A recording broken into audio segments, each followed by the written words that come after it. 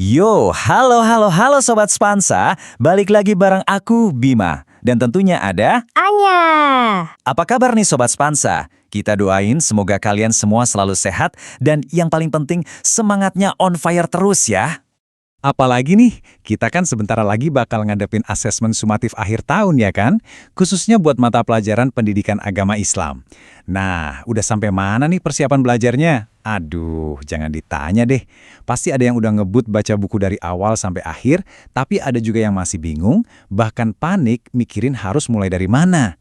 Rasanya tuh kayak semua materi, dari sejarah, fikih sampai tajwid, campur aduk gitu di kepala. Pusing banget.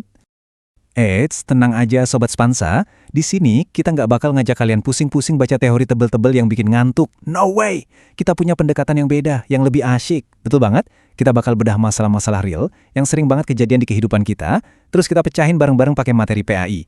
Jadi, belajarnya dapat, aplikasinya di kehidupan sehari-hari dapat, plus trik dan tips jitu buat naklukin soal-soal asesmen nanti juga dapat. Udah siap? Oke, mari kita mulai. Oke, kita masuk ke masalah pertama. Ini nih, jujur aja, godaan klasik tapi paling berat buat kita semua sebagai pelajar. Pernah ngerasa nggak sih, pas ujian, gitu ada bisikan-bisikan jahat di kepala? Nah, ini dia hack nomor 1 buat ngelawan itu. Kita sebut CCTV tak kasat mata, alias jurus anti nyontek pas kelas lagi sepi. Coba deh Sobat Spansa, bayangin situasinya. Kamu lagi fokus banget ngerjain soal asesmen yang lumayan susah, tiba-tiba pengawasnya izin keluar sebentar. Kiri kanan sepi. Terus, nggak sengaja kertas jawaban temen di depan kelihatan jelas banget. Dalam hati pasti ada pikiran, sekali lirik aja deh, nggak ada yang lihat kok, aman. Godaan kayak gitu gede banget kan? Nah, disinilah hacknya bekerja. Kuncinya adalah mengingat kalau kita itu selalu diawasi. Wih, diawasi siapa nih? Guru BK? Atau ada kamera tersembunyi?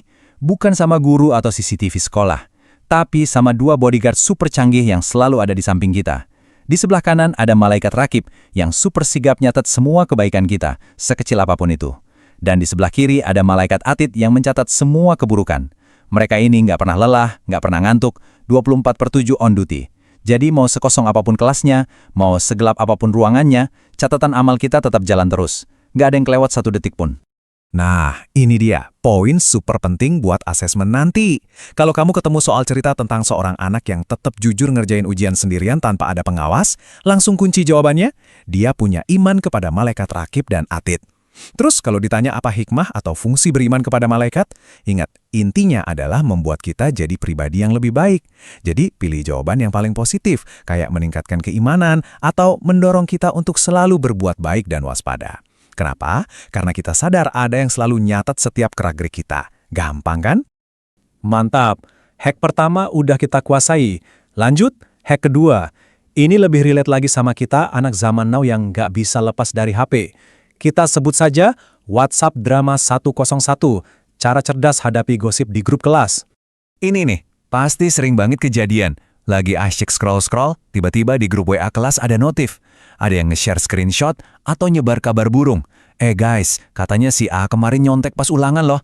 Terus yang lain langsung pada nimbrung. Wah, pantesan nilainya bagus. Atau, iya aku juga lihat dia aneh gerak-geriknya. Mulai deh ngegosip. Pertanyaannya, kita harus gimana? Ikutan manas-manasin atau diam aja?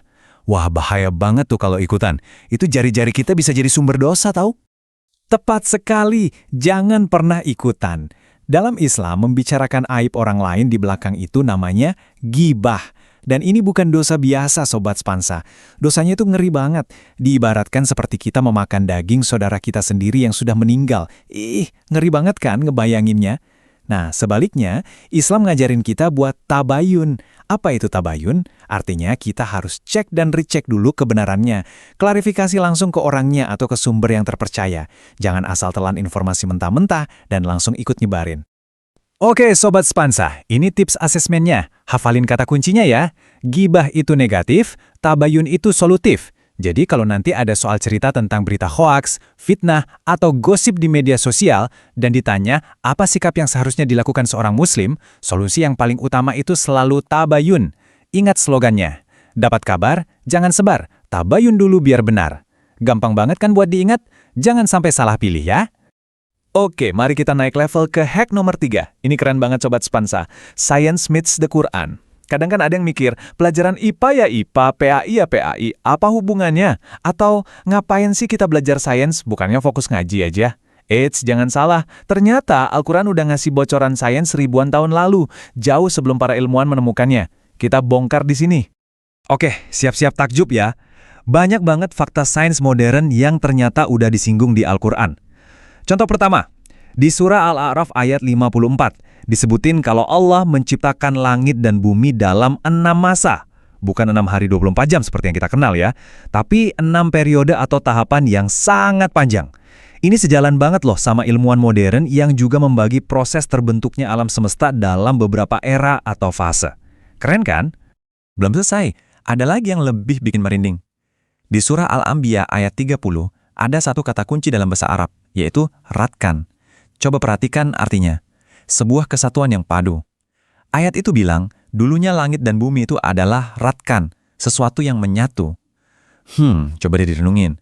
Sebuah kesatuan super padat yang jadi awal dari skalanya. Kira-kira apa ya itu? Terdengar familiar nggak Sobat Spansa? Konsep alam semesta yang dulunya satu, padat, panas, terus meledak dan mengembang, itu kan teori Big Bang. Gila kan? Subhanallah.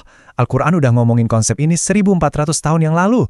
Ini bukti nyata kalau belajar sains itu justru bisa bikin kita makin beriman dan makin kagum sama kebesaran Allah. Catat baik-baik buat asesmen. Angka penting yang harus diingat, penciptaan langit dan bumi itu dalam 6 masa. Istilah kunci, ratkon, artinya sesuatu yang padu, yang merujuk ke konsep awal Big Bang.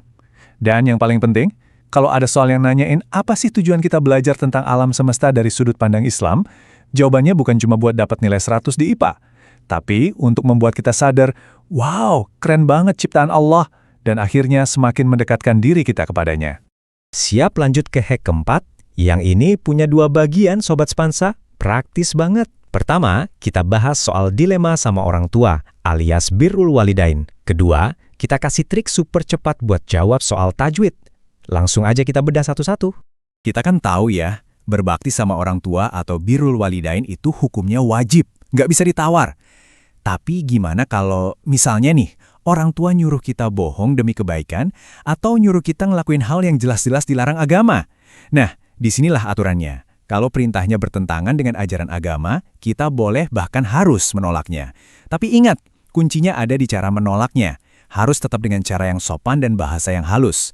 Misalnya, maaf ayah atau ibu, aku nggak bisa, karena dalam agama hal itu tidak baik. Jangan pernah ngebentak atau membantah dengan kasar ya.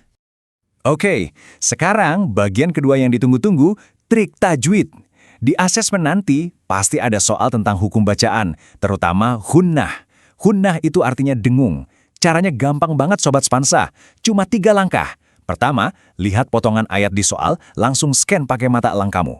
Kedua, fokus cari 2 huruf ini, nun yang ada tasydidnya atau mim yang ada tasydidnya. Pokoknya yang ada tanda kayak huruf W kecil di atasnya.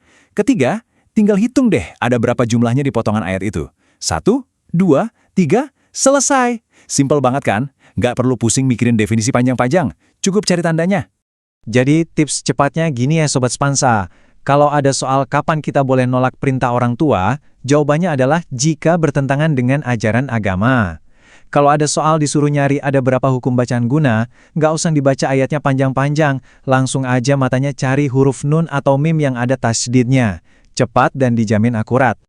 Wah, nggak kerasa Sobat Spansa, kita udah sampai di hack terakhir.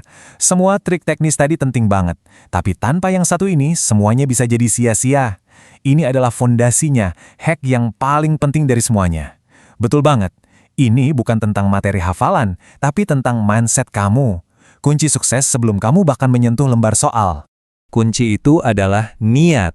Innamal a'malu binniyat. Semua perbuatan kita itu tergantung pada niatnya. Bahkan, niat baik yang baru ada di pikiran kita aja, itu udah dicatat sebagai satu pahala kebaikan sama Allah loh. Keren banget kan? Jadi, coba deh, sebelum buka buku atau sebelum mulai asesmen, ambil jeda sebentar. Luruskan niat kita. Bukan cuma niat, aku mau dapat nilai 100 biar dipuji. Atau, aku mau ngalahin si A, tapi niatkan di dalam hati, ya Allah, aku belajar dan mengerjakan ujian ini karenamu, untuk mencari ilmu yang bermanfaat dan membuat orang tuaku bangga. Itu beda banget rasanya. Ini dia checklist terakhir sebelum perang. Pertama, luruskan niat karena Allah. Kedua, jangan lupa berdoa, minta kemudahan dan kelancaran sama Yang Maha Punya Ilmu. Ketiga, pas sudah dapat soalnya, tarik napas, baca soalnya pelan-pelan, jangan terburu-buru, pahami apa yang diminta soal. Dan yang terakhir, kerjakan dengan jujur dan percaya diri.